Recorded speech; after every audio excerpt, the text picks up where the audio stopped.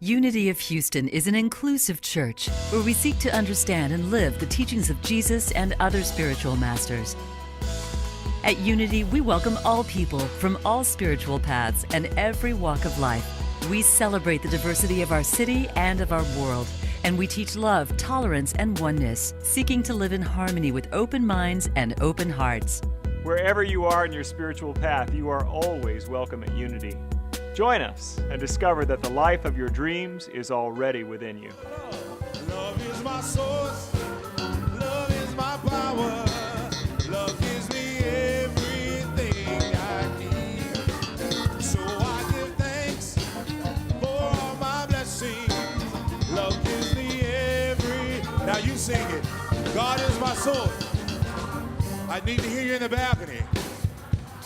God is. So I give thanks for all God gives. Let's say it one more time. God is my source. He is my power. So I give thanks for all my blessings God gives me. God gives me everything. God gives me everything, everything I need.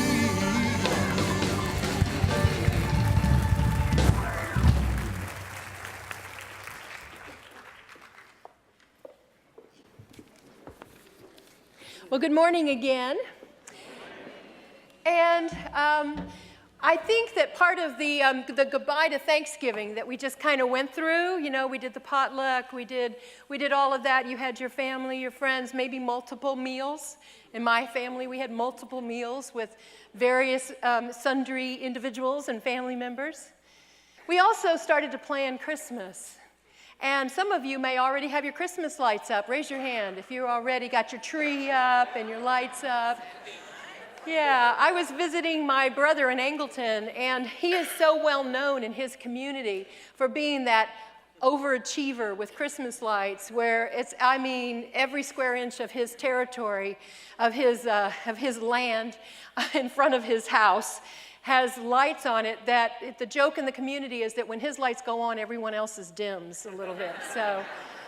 So I know that there are some of us who are very enthusiastic for this time of year, and I also know that there are some of us for whom this is sort of a challenging time, not just because of some things in our lives that have made it more difficult or more challenging, but also because just the season itself just seems sort of opposite of the ways in which we're living our lives, the commercialism and the drive to get and to attain and to possess and to have stuff, and just that feeding frenzy that we're already feeling, I suspect. There's probably a lot of other reasons that are complicated from our lives or from our family or from our history. So it makes it a complicated season. We talk about Christmas joy, but not everybody's feeling it, right? Not necessarily, or maybe not yet. Maybe that's it.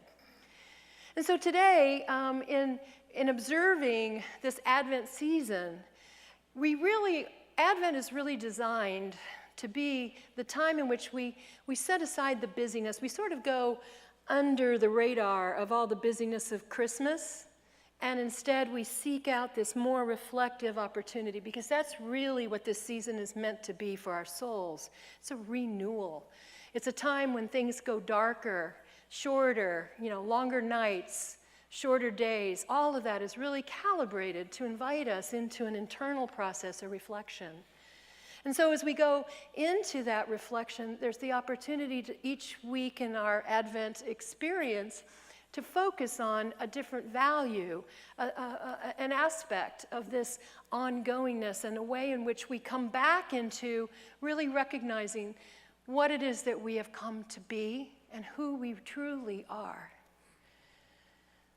And so we find that the spiritual beauty and power of the season can strengthen us and renew us right into the new year as well. So we are also making plans, not just for Christmas itself, but spiritually, we are actually beginning to move into a whole new territory in the new year we call 2018.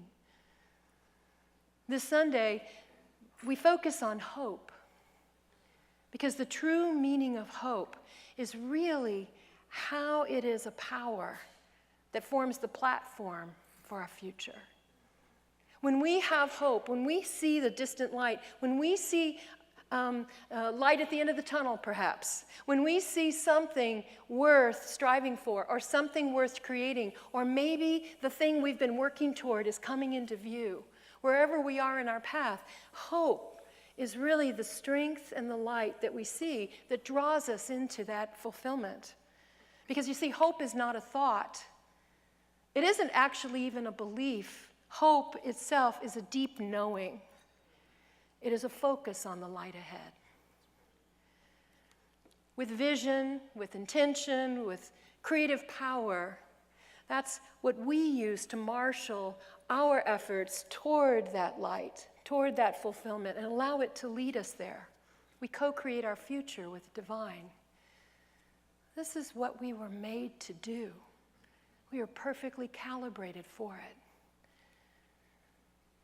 Desmond Tutu, an Anglican bishop of South Africa, he once wrote, "Hope is being able to see that there is light despite all of the darkness." We know that there have been many opportunities for us to fall into despair, not just in our immediate community, although thousands of stories about that, but also in our larger world, in our country. So many things, so many tragedies, so many things have broken our hearts open. So many things have shocked us to the core. Just when we think we can't be shocked anymore, we find we are. And yet, there is a reason for us to be here, right now, because we are the ones. We are the ones to keep holding that higher vision, to look for that light ahead, to see indeed what all of this is coming about to change. There is a rumble.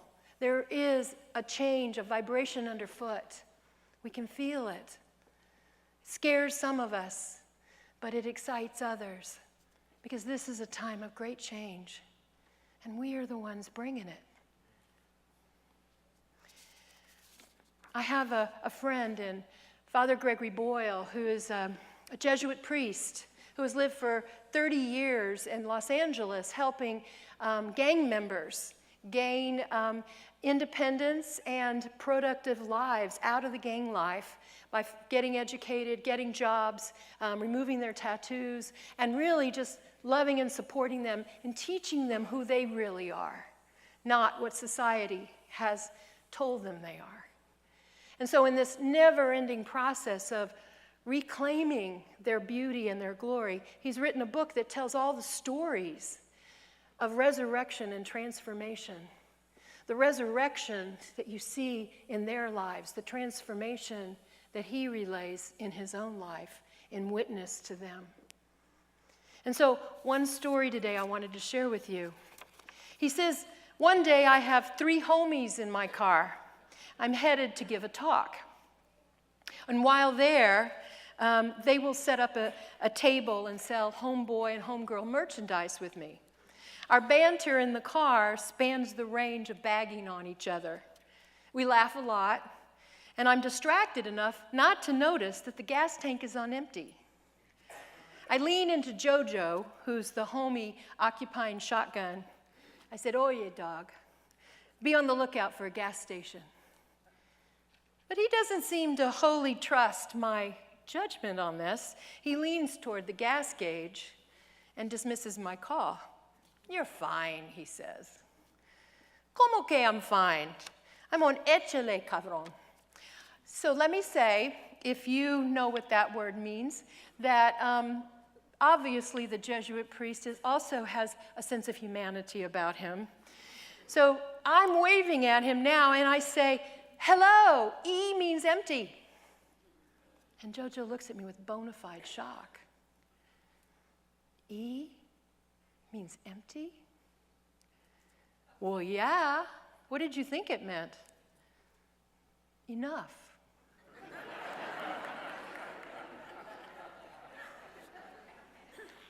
Well, what did you think F stood for? Finished. So after I thank him for visiting our planet, I realized that this is exactly how the dismantling process has to play itself out. Homies stare into the mirror and pronounce empty. Our collective task, however, is to suggest instead enough. Enough gifts, enough talent, enough goodness. When you have enough, there's plenty. Or if their verdict is finished, we're asked to lead them instead to fullness. The place within where they find in themselves exactly what God had in mind. It would be hard to overstate how daunting it is to conjure new images and reconstruct messages. And we know it is hard sometimes. That's why we call it hope. Gabriel Garcia Marquez says, "Human beings are not born once and for all on the day their mothers give birth to them. But life obliges them over and over again to give birth to themselves. When we remember to rebirth ourselves, to renew our hope, to look ahead and to remember the truth, when we reach for hope and start to feel the dawning of the light once again in our hearts and in our view and in our vision and in our dreams, we're able to help others to do it for themselves as well. That's what it truly means to be bringing light into the world." Another one of my favorite authors is Dr. Rachel Naomi Remen.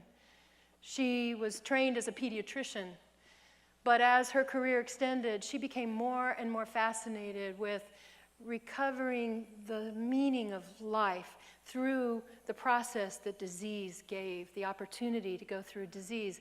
And so what she would do is she positioned herself with those who were potentially at the last stages of their life in end-stage disease processes, or just in the treatment of things like cancer and serious ailments. And she wrote 2 books about those experiences and those stories of the meaning-making that these people went through. And this is one of her observations. She says, "I find that most of what I do when someone is dying is to reassure those who are caring for them that something they have never seen is actually normal. Many of my colleagues in this work have found themselves doing this too. One of them, complaining of being awakened 3 times in the night by people, essentially asking, 'Is this normal?' wondered aloud if this was even a good use of his expertise and medical training. But I think it is.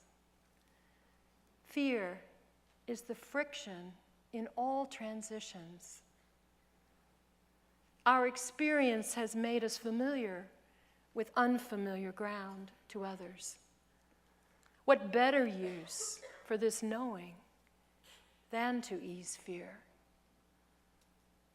But this was not always the case.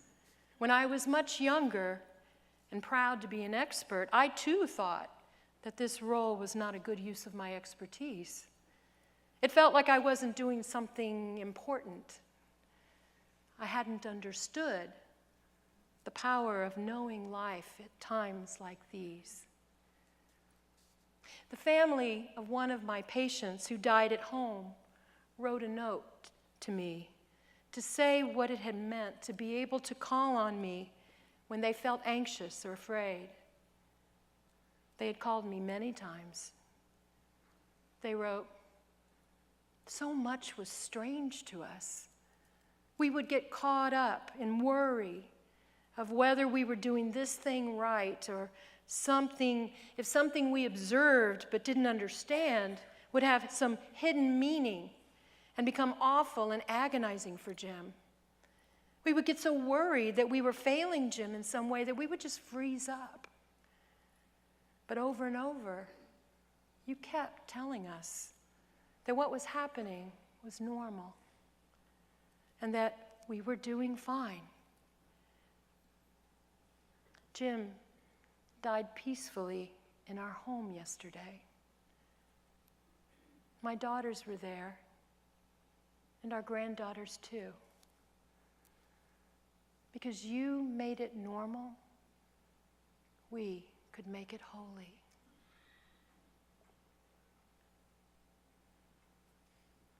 According to the Kabbalah, Jewish mysticism, all things can be made holy.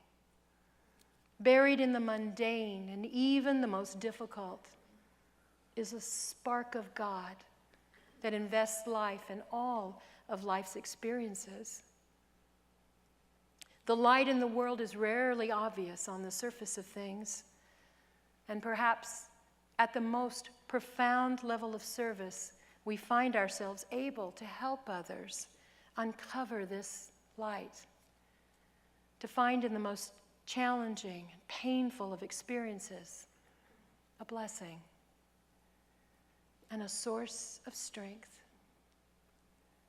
In doing so, we may bring about the fundamental injunction that begins the world.